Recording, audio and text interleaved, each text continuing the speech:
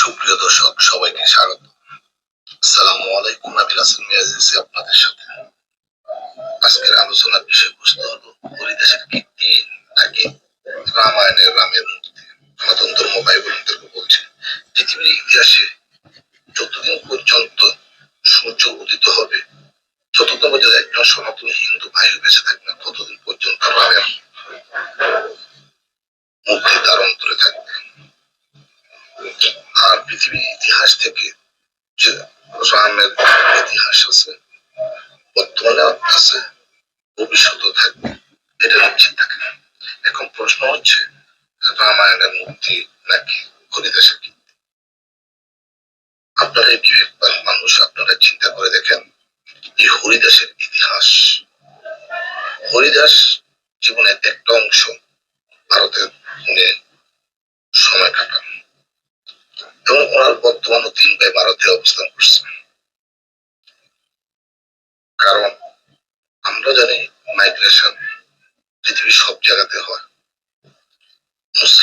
মুসলমানরা বেশিরভাগ সময় দেখবেন আপনি ভারতে মাইগ্রেশন করে না, যারা ধনী মুসলমান আছে তারা ইউরোপের লন্ডন, আমেরিকা, দুবাই, মালয়েশিয়া বা এইসব দেশগুলোতে তারা মাইগ্রেশন করে। আর হিন্দু সম্প্রদায়ের কাছে মাইগ্রেশনের একমাত্র উপায় হচ্ছে ভারত, যেহেতু ভারত সংখ্যাগরিষ্ঠ হিন্দু আর ভারত বাংলাদেশ থেকে উন্নত, সেই হিসেবে মাইগ্রেশন করে ওরা ভারতে যায়। বাংলাদেশে এখানে দেখা যাচ্ছে একটু পয়সা গ্রামের পয়সা হলো শহরের দিকে তারা মাইগ্রেশন করে। এই জন্য বাংলাদেশ সম্প্রদায়, হিন্দু সম্প্রদায় সংখ্যালঘুদেরকে নির্যাতন করে ভারতে স্থানান্তর করা, এগুলা যারা বলেন তারা মূর্খ, তারা কিছুই জানে না, তারা অশিক্ষিত, তারা গতানুগতিক কথা বলে, এগুলা কোনো ভিত্তি নেই, এগুলা ভিত্তিহীন কথাবার্তা। দেখবেন আপনি যারা এই স্থানান্তর হয় তারা জায়গা সম্পত্তি বিক্রি করে টাকা পয়সা নিয়ে স্থানান্তর হয়। যাই হোক, ওইগুলো আমার আজকের আলোচনা বিষয় না, বিষয়বস্তু হচ্ছে যে রামায়ণের মূর্তি। হরিদাস বাবু রামায়ণের এতটাই ভক্ত যে উনি রামের মূর্তি নির্মাণের জন্য কোটি কোটি টাকা ব্যয় করতে চান। তাহলে আগে আমরা দেখি যারা বড় বড় মূর্তি নির্মাণ করছেন, যারা মসজিদ মন্দির বা বড় বড় কোনো উপাসনালয় সৃষ্টি করেন, তারা কারা। আপনি দেখবেন ভারতবর্ষে যতগুলো মন্দির বা মসজিদ প্রাগৈতিহাসিক থেকে তৈরি করা হয়েছে, হয় তারা জমিদার, নয়তো রাজা, নয়তো বিশাল বড় ধনী ব্যক্তি। হরিদাস বাবুর ইতিহাস কি? হরিদাস বাবু হচ্ছেন তেমন একজন মানুষ, তিনি সামান্য একজন টেকনিশিয়ান ছিলেন বঙ্গভবনে। সেই বঙ্গভবন টেকনিশিয়ান থাকাকালীন ওনার আবার চমৎকার ইতিহাস আছে। উনি 2020 না 22 সালে অন্তত র্যাবের হাতে ধরা পড়েন। উনি কেন ধরা পড়েন? উনি প্রতারণা মামলা ধরা করেন।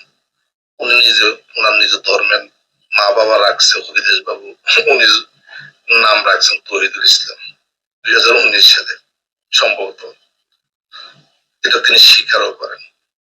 উনি 2022 সালে যখন উনি প্রতারণা ল্যাবের হাতে ধরা পড়েন, উনি কি করছেন, হাসিনার একখানা ছবি ওনার নিজের সাথে কম্পিউটারে অ্যাটাচ করে এইটা দিয়ে চাকরি দিবে অনেকে বুঝাইছে যে আমি বঙ্গবনের এসে এটা বলে দেখবেন না, উনি অনেকের কাছ থেকে টাকা পয়সা নিয়ে উনি একজন প্রতারক।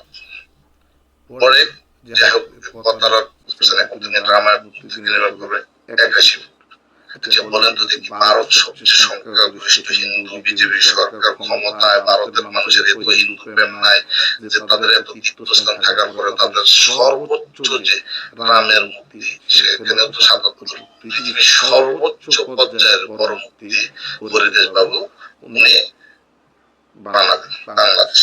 মানে এটা উদ্দেশ্য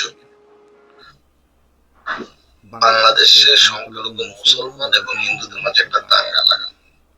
বলে কিভাবে আপনারা এটা বুঝলেন যে হরিদাস বাবু যায় এটা বাংলাদেশে? আরে ভাই, যে আপনি যাদের ভক্তি করেন, না হং খ্রিস্টামি বৈকুণ্ঠ যোগী নাম হৃদয় নসমত ভক্ত যত্র গায়ত্রী তত্ত্ব খ্রিস্টামি নারদ, যারা সংস্কৃত শ্লোক করেন তারা হয়তো বুঝেন। আমি হয়তো শুদ্ধভাবে বলতে পারি নাই কোন পণ্ডিতের মতো, কিন্তু আমার যে কথাটা এটা তো অবশ্যই বুঝতে পারছে যে আসলে যার অন্তরে ঈশ্বরের মানে ডাকে, ঈশ্বরকে ডাকে, যে অন্যদিকে ঈশ্বরকে ডাকে, তার হৃদয়ে কিন্তু ঈশ্বর বসবাস করে। আপনারা যারা বাংলাদেশের ৬৪ জেলার মধ্যে রামের মূর্তি আছে, কোথাও কোনো সমস্যা হয় না। রাম কৃষ্ণ সবাই মূর্তি আছে, হিন্দু ঘরে ঘরে মূর্তি আছে, হিন্দুদের উপাসনালয়ে মূর্তি, ওনারা কি মূর্তি পূজা করে নাই? কোনো সমস্যা হয় নাই। আপনি বাংলাদেশের সূর্য জেলাতে এত মূর্তি থাকার পর তো সমস্যা হয় নাই, আপনার একটা মূর্তি নিয়ে কেন সমস্যা হরিদাস বাবু? ওইটি হচ্ছে আসল কারণ। আপনি যে জায়গাতে সেটা চেষ্টা করতেছেন, এটা ভূ রাজনৈতিক ভাবে অলরেডি বিতর্কিত জায়গা, পলাশবাড়ি গাইবান্ধা। এখানে হিন্দু সম্প্রদায়ের জনসংখ্যা মাত্র খুবই কম, অল্প কিছু সংখ্যা। তাহলে ঢাকা নারায়ণগঞ্জ হলে সেন্টার হতো, এই মূর্তিটা সারা বাংলাদেশের মানুষ দেখতে আসতো। আপনি এখানে না করে পলাশবাড়ি গাইবান্ধা কেন? আপনি কিছুদিন কেন ভারতে কোথায় ছিলেন?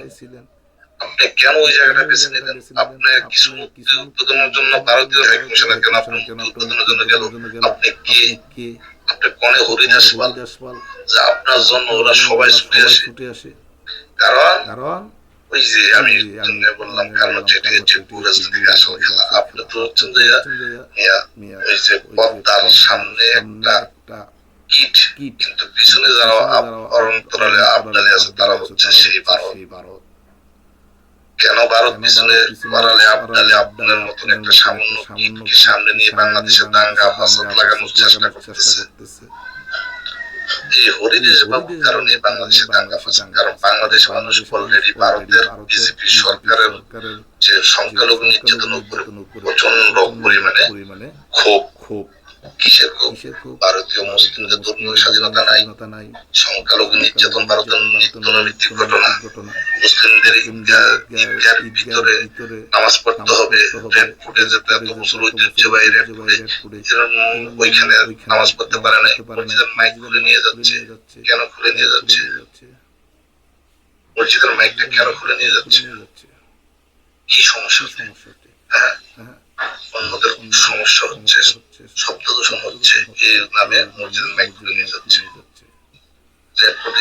নামাজ পড়তে পারবেন না, রাস্তায় নামাজ পড়তে পারবেন না, যানজট হবে, তাই তো? হ্যাঁ, এটা আসলে কারণ।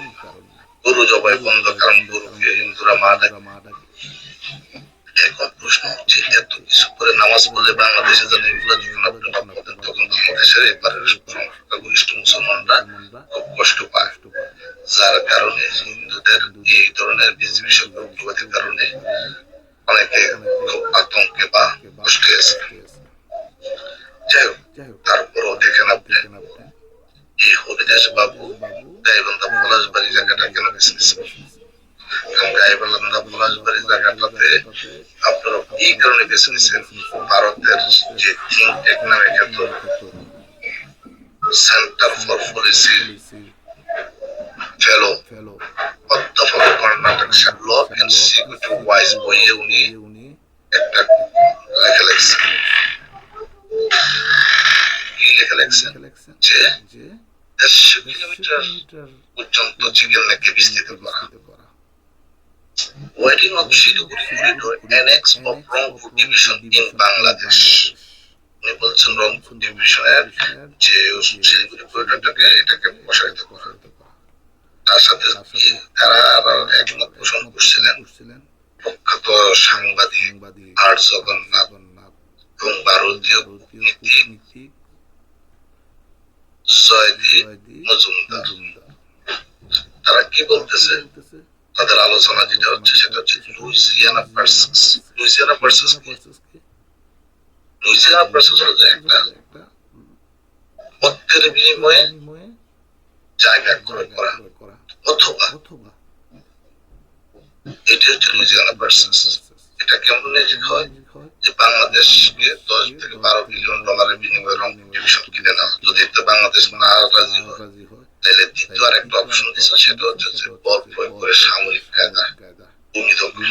চিন্তা করে দেখেন কত বড় অসভ্য জাতি, যাদের থিঙ্ক ট্যাঙ্ক, যারা চিন্তাবিদ, একটা দেশের সামরিক বা কূটনীতিক বা তাদের পরিচয় কি হবে, এই ধরনের অবৈধ অগ্রহণযোগ্য আন্তর্জাতিক নিয়ম নীতির বহির্ভূত কথাবার্তা বলতে পারে, তাইলে যদি আপনি চিকেন করিডোরটাকে আপনি যদি 150 কিলোমিটার হয়, তাহলে কোথায়? ওই যে রংপুর বিভাগ কেটে নেব। কে বলছে? রংপুর বিভাগের নিকো বলে যারা গলা ফাটাইতো, যে চিকেন নেক বরাবর যে রংপুর বিভাগটা যদি আমরা কেটে নিই, এই সেই গাইবান্ধা পলাশবাড়ি থেকে 81 কিলোমিটার চওড়া এই অংশটাকে হচ্ছে এটারই একটা ষড়যন্ত্র অংশ হিসেবে হচ্ছে আপনাদের সুপ্রিয় হরিদাস এটারই মাস্টার মাইন্ড। কিন্তু কেন মাস্টার মাইন্ড করতেছে তারা আশঙ্কায় ভুগতেছে ভারতের সেই কথিত সিকিউরিটি নিরাপত্তা আশঙ্কা। কেন চীনা সৈন্য যদি বাংলাদেশের তিস্তা প্রকল্প মহাপরিকল্পনা অংশ হিসেবে বাংলাদেশে ওই অঞ্চলে বসবাস করে, তাহলে তাদের সিকিউরিটিতে চিকেন নেকের সিকিউরিটিতে বিশাল পরিমাণ ঘাটতি আশঙ্কা থাকে। এই আশঙ্কা দূর করার জন্য তারা চিকেন নেকটাকে ওয়ারিং করতে চাচ্ছে। এখন প্রশ্ন হচ্ছে বাংলাদেশ কেন তিস্তা মহাপরিকল্পনার জন্য চীনকে দাওয়াত দিচ্ছে? তিস্তা চুক্তি আপনাদের কেন করেন নাই? কেন 2011 সাল থেকে শুরু করে আজ পর্যন্ত বাংলাদেশকে জুড়ে রাখতেছেন করবেন বলে? শুষ্ক মৌসুমে আপনি আমাদেরকে খরায় মারবেন, বর্ষায় পানিতে তুলাইয়া মারবেন, আমরা কি আত্মরক্ষা বা নিজের স্বার্থে কোনো কাজ করতে পারবো না? এইগুলাই হচ্ছে আপনাদের চক্রান্ত। আর এই চক্রান্তে যদি হিন্দু সম্প্রদায় মানুষ তারা যদি মনে করে বাংলাদেশের মুসলমানরা তাদের মুক্তির বাহিরে, মুক্তির বিরুদ্ধে, তাহলে শুনে রাখে মুক্তি থাকবো মনের ভিতরে, অন্তরে, যেখানে ঈশ্বর থাকেন। আমনে 81 ফুট মন্দিরে ঈশ্বর থাকেন মানুষের অন্তরে। এই কথাটা মেনে নিয়ে প্রত্যেকের ঘরে ঘরে প্রত্যেকের এলাকাতে মুক্তি আছে, মুক্তি পূজা করেন। ওই এটা নিয়ে হরিদাসের আল্লাহ পরে আপনাদেরকে হরিদাস ব্যবহার করতেছে তার একটা অংশ হিসাবে। আরো শুধুমাত্র ভোটের কারণে হিন্দু করে হিন্দুদের জন্য কি করছে? কিছুই করে। তাই সবাইকে আমি এতটুকু বলতে চাই, বাংলাদেশে হিন্দু সম্প্রদায় আছে, থাকবে, বাংলাদেশ যতদিন থাকবো তারা থাকবে। আমরা অসাম্প্রদায়িক বাংলাদেশে বিশ্বাসী। ভারতের বিজেপির উগ্রবাদী বিজেপির ষড়যন্ত্রের অংশ হিসেবে কোন ধরনের দাঙ্গা বা এই ধরনের সাম্প্রতিক সম্প্রীতি বজায় বিনষ্ট এমন কোন কর্মকাণ্ড করবো না। সবার প্রতি এই অনুরোধ কামনা